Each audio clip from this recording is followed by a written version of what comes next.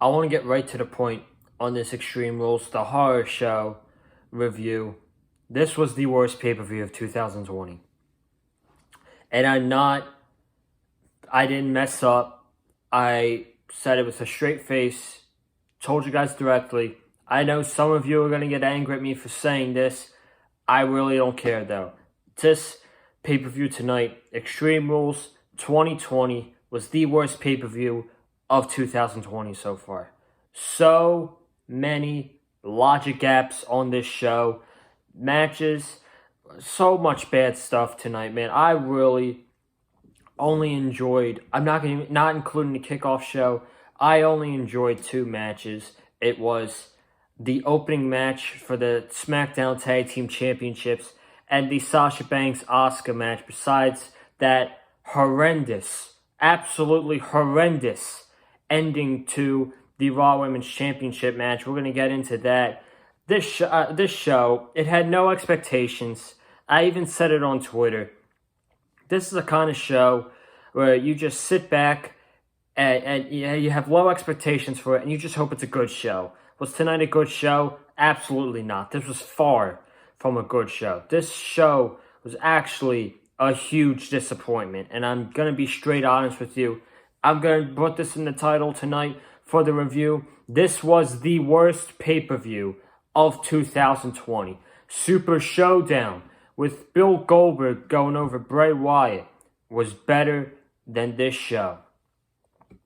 And I know a lot of you are going to be questioning me for that, but I have my reasons, and I'll tell you why in this review tonight. But we got a lot to talk about with Extreme Rules, the horror show tonight. I'm glad it's over. Put that pay-per-view in the past. We start building the SummerSlam. Hopefully we get something decent out of SummerSlam. But after tonight, I don't think so. SummerSlam is going to be the lamest party of the summer and not the biggest party of the summer. But before we talk about Extreme Rules tonight, I need you guys to check a few videos. Make sure you guys check out my AEW Fight for the Fallen review with Rolling Pin podcast, Gary Foods. Make sure you guys go check that out. Make sure you guys go check out my SmackDown review from this past Friday. And most importantly, check out last night's Slammiversary review as I went over everything that happened on that show last night. A pay-per-view that was actually watchable and was actually an awesome pay-per-view. One of my favorite shows of 2020 was Slammiversary last night. So if you haven't checked that out already, make sure you guys go check out that review right now on the Big Fight Fuel channel. Let's get into the Extreme Rules review. And I'm not going to talk about the kickoff show match just for time preferences. It was Buddy Murphy versus Kevin Owens. The match was very good. Kevin Owens won. And yeah, hopefully we get Kevin Owens in the World Championship picture soon. But we opened up with the SmackDown Tag Team Championships. We opened up with the New Day versus Cesaro and Shinsuke Nakamura for the Tag Team Championships. And I predicted the New Day to win this match because I was like, the Nakamura and Cesaro have gotten the upper hand on the New Day every single week. Nakamura beat Kofi.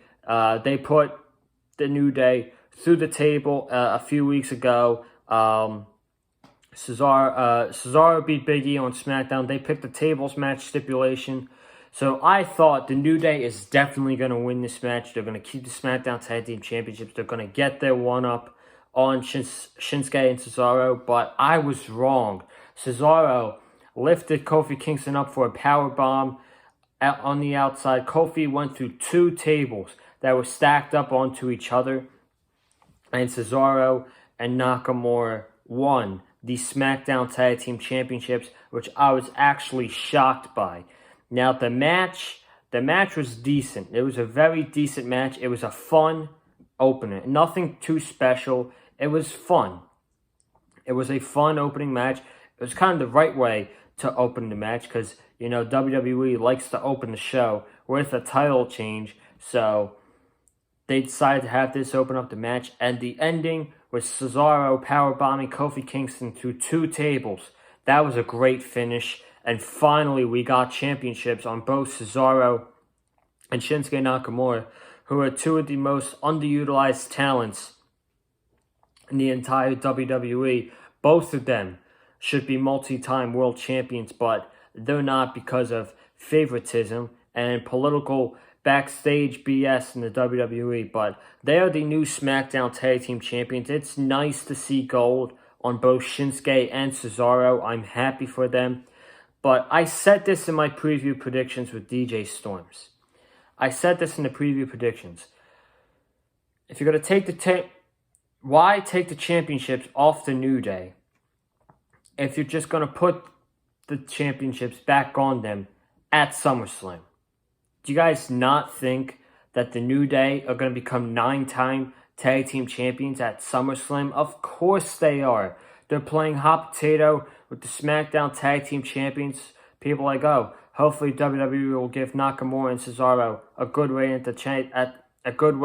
with the tag team champions. No, this is a way to set up the New Day, getting their rematch at SummerSlam, and they're going to get their championships back from Nakamura and Cesaro. So really, at the end of the day, Nakamura and Cesaro are really transitional champions. And that's probably what they're going to end up being, is transitional champions. So that's what's probably going to happen in the future. New Day, they're going to become 9-time tag team champions at SummerSlam. Do I think it should happen? Of course not. But WWE is going to do it anyway. But, you know, who am I? I'm just a dude sitting here in front of a phone reviewing Extreme Rules. So, Nakamura and Cesaro won. Fun match, but I don't expect them to be champions for long. We saw Nikki Cross versus Bayley for the SmackDown Women's Championship. I gotta be honest with you guys, a lot of people enjoyed this match on social media, and good for them, but I was not a fan of this match whatsoever. It was slow paced, really slow for my taste. I just don't enjoy Nikki Cross. She was good. The ending was great.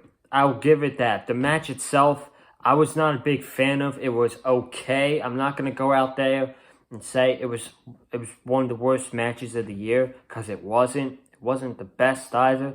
It was okay.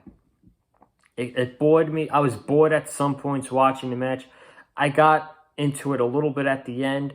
Sasha played a big factor into this. She put her brass knucks that said legit on it for Legit Boss.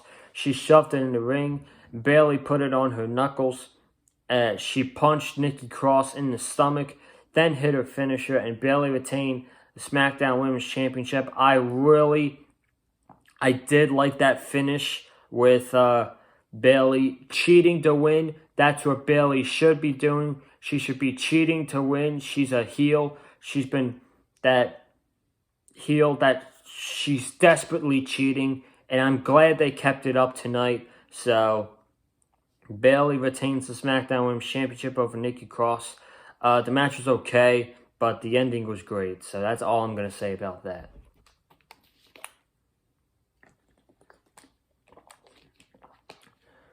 Oh, man. I really don't even want to talk about this next match. I was just so disgusted after the finish of this match.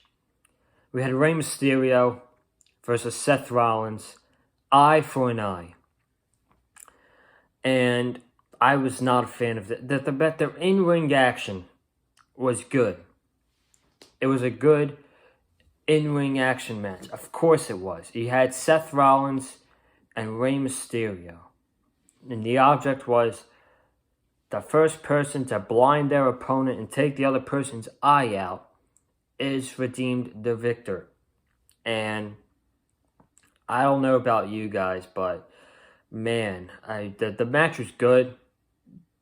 I do know what you guys think about this match. It's like I don't even have words for it, you know? I don't even know how to put this into words.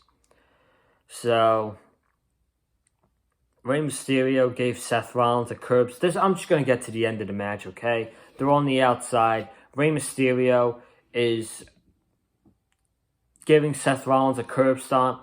He's trying to blind Seth Rollins. He digs Seth Rollins' eye into the steps. Rollins gives Mysterio a low blow. Rollins' eye is not bleeding, but it's red. And then Rollins hits Mysterio with the curb stomp, and then he digs Seth Rollins' eye out, or he digs Rey Mysterio's eye out, and you just see Rey screaming, "I need help, I need help," and Seth Rollins sees his eye, and Seth Rollins is puking all over the place. One of the worst finishes to a pay-per-view match of the year, undoubtedly, no question. It'll be one of the worst finishes to a pay-per-view of the entire year. That was a waste of time, and we knew that this match was going to be... I warned you. I warned you here. I warned you on Twitter. You guys knew it was coming. This was going to be a stupid finish. This was going to be a dumb finish. And what did we get at the end of the day? We got a dumb, stupid finish. This was one of the worst endings to a pay-per-view match of the entire year. Literally, some really corny stuff. Even fans were making fun of this on social media, calling WWE like they're like a cringe fest or whatever. Excuse me, I'm trying to keep up here, but I have no idea where these guys go after this. I have no idea. I heard a report that Seth Rollins could be facing Kevin Owens at SummerSlam. Like, why do we see that after we just saw that at WrestleMania? Do we really need to see that again? But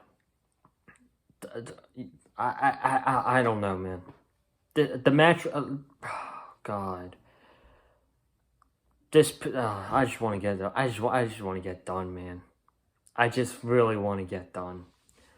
Seth Rollins puking all over the place was just cringe as hell. It was so cringe. That was worse than Rey Mysterio losing his eyeball. That was worse. Seth Rollins puking all over the place was just absolutely disgusting. It's embarrassing. Stuff like this, okay? I'm going to be real here. Stuff like this is sometimes the reason why I'm embarrassed to be a professional wrestling fan. Like, if you had a friend who doesn't watch wrestling and you invited him to a house to watch a wrestling show, like, hey, man, try this out, watch this pay-per-view, hopefully you'll like it at the end of the day. If they watch this pay-per-view with you and they saw the finish, they would probably just walk out the door and leave and never come back, and they'd probably laugh at your face. And that's embarrassing. Finishes like this are absolutely embarrassing to the pro wrestling business. And everyone hated it. Literally everybody in the community hated the finish. As it should. It got the criticism it definitely got. Oh, man, I want to move on from this match. We got 3 more matches to review from this absolute shit show known as Extreme Rules. Sasha Banks versus Asuka. That match was fantastic. I'm going to tell you guys right now. Actually, I'm going to tone it down a little bit just because of the finish. If we didn't have the finish we had with Sasha Banks and Asuka, this match tonight would have been fantastic, and it probably would have been the best match of pro wrestling this week. But the ending, man, the in-ring action was phenomenal. Asuka, Sasha Banks, you got 2 of the best women's wrestlers in the world, and you're gonna get a great match, and that's exactly what they did tonight. But that finish with Bayley getting involved and Kairi Sane getting taken out by Bayley, and Sasha was hovering over the women's tag team title. The ref was trying to yank it from her. Asuka was trying to spit mist into Sasha Banks. She spit mist in the face of the ref.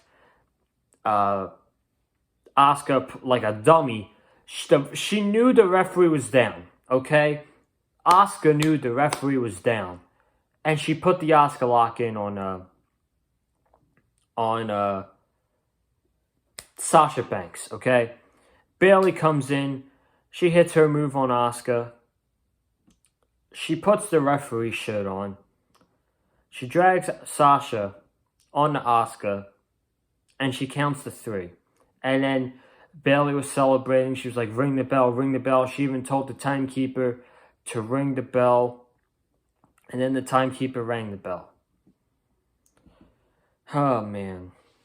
I don't know what finish was worse. This match or the eye for an eye match. But this was horrendous. This was absolutely horrendous at every sense of the word. I don't even know what to think. Is Sasha Banks the Raw Women's Championship? Is Asuka the Raw Women's Champion? Are we getting a rematch tomorrow night? Are we getting a rematch at SummerSlam? Are we getting a tag team match at SummerSlam? What the hell is going on, man? What is going on with this whole mess? This is a mess. I was going to use the cluster. You know what? I'm not going to drop the F-bomb here on the channel, but this is a mess. You had a fantastic match in your hands, a clean finish. You could have had Sasha go over or Asuka go over. I would not have been mad at all, but Jesus Christ, man. This finish, it almost ruined the match.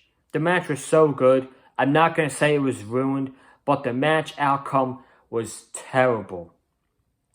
Absolutely terrible. Now we're left with so many blanks. We don't know what's happening. I don't know, man. I don't know what to think. The match was great, but this finish was absolutely horrendous. Absolutely horrendous. And again, where do we go from here? Is Sasha the Raw Women's Champion? Is Asuka the Raw Women's Champion? I don't know what to think. I don't know, man. I'm just... Oh, man. Are they going to do a title unification match between Bayley and Sasha at SummerSlam? They could do that. I would like to see that. Merge the divisions. That's something they need because they have this... Not realistically. Let's talk about this for a second. Before we talk about... I forgot to talk about the MVP Apollo Crews stuff. So we're going to go back to that. But let's talk about this for a second, man. In all honesty, WWE pushes 4 women. Charlotte Flair, Asuka, Sasha Banks, Bayley, and Becky Lynch when she's there. That's the only women WWE pushes. The rest of them, they're a bunch of nobodies. And to be honest, WWE should merge the divisions. Everybody in the community is saying, merge the freaking divisions. They need it bad. Monday Night Raw can't just have Asuka, Sasha, and Bayley. SmackDown can't just have Sasha, Bayley, Alexa Bliss, Nikki Cross. It's so old. It is so old and it's so stale. We need to see all women on both shows. Heck, you can even have a few NXT women show up on Raw and SmackDown. You can have Raw and SmackDown women show up in NXT if you want. You just gotta merge the freaking divisions, man. I hate it. I hate this finish. The match was great, but this finish was horrible. And I don't know what to think about the Raw Women's Championship scene going into SummerSlam. MVP. Before MVP came out, commentary said we were supposed to get a United States Championship match tonight. But Apollo Crews couldn't test his medical. He couldn't pass his physical test before his match. So he couldn't compete tonight. Yeah, sure. He couldn't pass his medical test because Bobby Lashley injured him. Yeah, right. How about you grow a set of balls and you say what's actually right? Apollo Crews Apollo Crews was one of the 30 people who tested positive for COVID-19. That's all you had to say. It's not difficult for your enemy AEW to say, hey, Jon Moxley is in contact with someone with the virus, we decided that since he's in contact with someone for the virus, we're going to push the match with Brian Cage from Fyter Fest to Fight for the Fallen. It's simple. That's all you had to say. WWE decided not to do that. AEW did the right thing, and WWE makes you look like a bunch of unintelligent idiots. I think, Apollo Crews is injured from Bobby Lashley. And real point, he probably tested positive for the virus. So, and then MVP was awarded the United States Championship. So, is MVP really the United States champion? I really don't know. I really do not know what to think. But if MVP really is, if they really got to strip Apollo Crews from the U.S. Championship, I mean, it's just sad. It really is. The man should have had a long, lengthy reign as the champion. And now it's just, I don't know. More than likely, he's going back to catering soon. Vince does not. If Apollo Crews was a Paul Heyman guy, and Vince didn't want to push Apollo Crews. Paul Heyman wanted to push Apollo Crews. Vince fired Paul Heyman, and now Apollo Crews is going to go back to right where Vince McMahon wants him to, in catering with Titus. Great. Awesome. Dolph Ziggler versus Drew McIntyre for the WWE Championship. Dolph Ziggler picked a stipulation. And I was thinking to myself today. I said the only stipulation that I'm really going to care about is Dolph banning the Claymore kick, and Drew can't use the Claymore kick to defeat Dolph Ziggler. But the stipulation of this was Extreme Rules. An Extreme Rules match only for Dolph Ziggler. If Drew McIntyre hit Dolph with a weapon, he gets DQ'd and Dolph wins the championship. If Drew gets counted out, Dolph wins the championship. There's way too many stipulations, man. Just way too many stipulations. And we all knew Drew was going to win. Dolph was not going to win the championship here. And of course, the match was good. The match was good. It was fine. Dolph hit an elbow on the top from a table. Drew got in at 9. Dolph was furious, and he was screaming the entire time. He then was trying to hit a super kick on Drew, and then Drew hit it with a beautiful Claymore kick to Dolph, and then Drew retained the WWE Championship. Of course, that's what we expected to happen, but Dolph Ziggler, once again, is a loser. A loser. He is WWE's top enhancement talent. Next to Baron Corbin, Dolph Ziggler is WWE's top enhancement talent. And Dolph Ziggler is in the position of being a loser once again. Dolph Ziggler picked the stipulation of Extreme Rules where only he can use weapons. So how does that make him look? Where he lost to somebody that couldn't use a weapon and he beat him with a regular standard wrestling match. It's a complete joke, man. A complete joke. A joke of a challenger in Dolph Ziggler. Drew McIntyre retains. We're probably getting Drew McIntyre versus either Randy Orton or Brock Lesnar for the WWE Championship at SummerSlam, and I pray it's Randy Orton. So, that's that. Main event. The main event of Extreme Rules, the horror show. This show was a horror show tonight, folks. This show sucked. We had Braun Strowman versus Bray Wyatt. Let's run through this very quickly. I'm tired. I gotta get sleep, and I gotta work tomorrow. So I'm gonna run through this very quickly. Braun Strowman got there, and he was attacked by random dudes who put off. Bray was in the rocking chair then, and he disappeared. And then Braun was hit in the back with a shovel. He then was walking in the swamp, and someone was saying Braun, and it was a woman's voice.